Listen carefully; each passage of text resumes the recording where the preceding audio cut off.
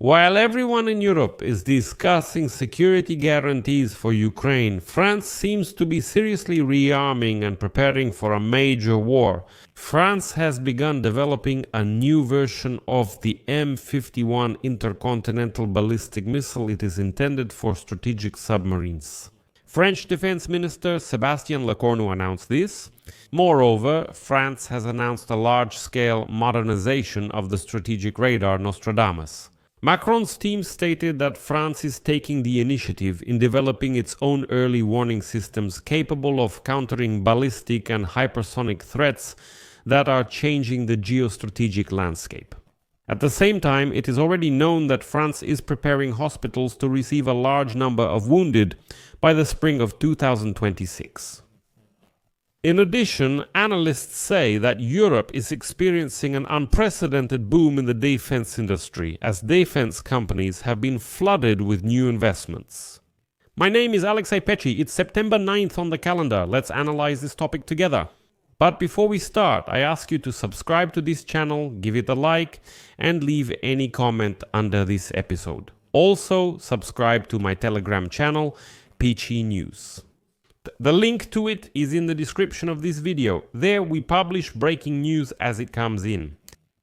So, some viewers of my YouTube channel often laugh at the French and at Emmanuel Macron personally. They say that the history of World War II showed that the French won't be able to stand up to Russian aggression and would rather surrender than fight. But this time it seems the French acted completely differently. And while some European countries are only just waking up, France is actually preparing for war. And not just that. By the way, when it comes to defense, let me share a few news stories that surprised and inspired me at the same time. The first news: in France, they have started developing a new version of the M51 intercontinental ballistic missile. It is intended for strategic submarines. French Defense Minister Sébastien reported this. Here is a quote: "Our autonomous and sovereign deterrent capability is the cornerstone of our defense toolkit." That's it. As reported by the specialized publication Defense Express, some of the main features of the M51-4 missile will be greater range, higher accuracy, and an even more effective ability to penetrate enemy missile defense systems compared to the M51-3 missile version. The publication reminded that the M51-3 has been in development since 2014 and its production is scheduled to begin this year. Therefore, the new version of the M missile is expected to enter production around 2036. Nevertheless, the M51-3 missile is expected to enter service this year. It is known that about 7.5 billion euros are allocated for the modernization of the French intercontinental ballistic missile. This is stated in the budget request for the current year, with a delay but still. It is reported that the first French submarine missile carrier, which is currently being developed under the Submarine nucléaire lanceur d'engins 3G project, is expected to enter service around 2035. By the way, this coincides with the expected timeline for the development of the new version of the M51 for intercontinental ballistic missile. Experts also add that the Submarine nucléaire lanceur d'engins 3G is expected to carry 16 ballistic missiles on board. The plan for building these strategic submarines includes the construction of 4 units, but their service life is expected to last until the 2090s. The second news is that France has announced a large-scale modernization of the Nostradamus strategic radar, located on the territory of the former Dreux-Louvellier United States Air Force Base in the Eure-et-Loire department. This was reported by the French Ministry of Defense. It is also reported that the ministry has announced large-scale investments in radar detection in the Nostradamus radar system. It is noted that the technology was conceived back in the 1990s but remained in the shadows for a long time. As the specialized publication Defense Express writes, quote, "The decision published back on September 5 is not just a modernization program, but a clear signal for all of Europe. France is taking the initiative in developing its own early warning systems capable of countering ballistic and hypersonic threats that are changing the geostrategic landscape.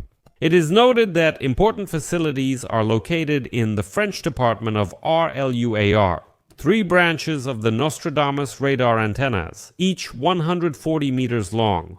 Experts explain that this system, developed by the French Aerospace Laboratory, is the only European over-the-horizon radar. Its revolutionary technology works by reflecting high-frequency radio waves of the ionosphere, a region located at an altitude of more than 60 kilometers. In this way, the waves bypass the curvature of the Earth, allowing observation for thousands of kilometers from the northern seas to the Urals without the need for mechanical rotation of antennas. It is noted that the system was originally developed to monitor threats coming from the former Soviet Union, but was abandoned after the end of the Cold War.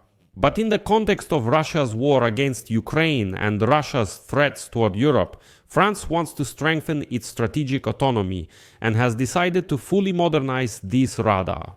And here I'll quote Defense Express.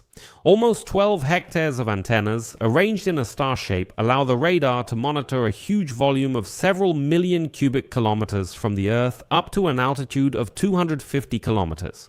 The Nostradamus system can detect a variety of threats, from conventional aircraft to ballistic missiles with multiple warheads, hypersonic missiles, and even unconventional objects such as high-altitude balloons. A Chinese balloon already flew over United States airspace in 2023, which highlights the relevance of such capabilities. You've probably already heard the third piece of news. The French government has instructed hospitals across the country to prepare for a major conflict scenario by March 2026. The regional health agency has received instructions to prepare for the mass admission of wounded soldiers, both French and Allied. And finally, I'll add one more, the fourth important piece of news that the Financial Times newspaper is reporting to us today. There is a real boom in investments in the field of defense technologies in Europe. Venture funds have abandoned their previous caution and are actively investing in military companies.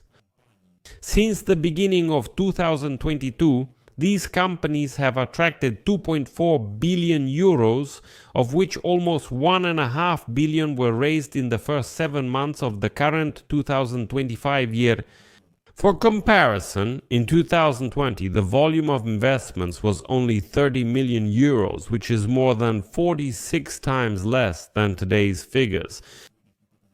It is reported that these figures are yet another confirmation of the huge interest investors have in the wave of new companies, developing absolutely everything from unmanned mini submarines and autonomous drones to some very specialized developments.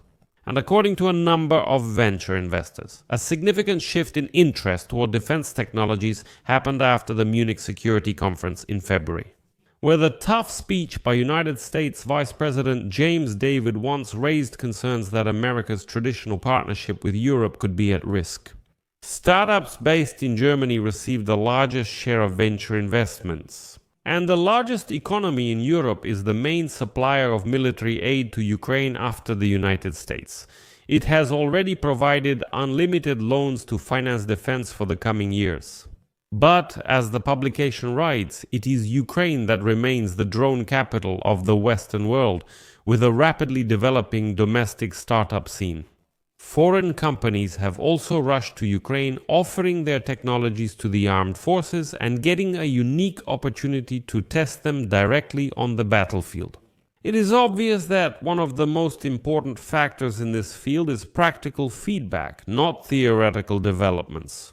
The companies that will eventually become leaders are those who are actually involved in the process. Well, today this means undergoing trials right in Ukraine. I'll leave it at that. Share your opinions and conclusions in the comments under this episode. Subscribe to the channel, hit the bell, and don't forget to like. That's all for now. Take care of yourselves. Goodbye, everyone.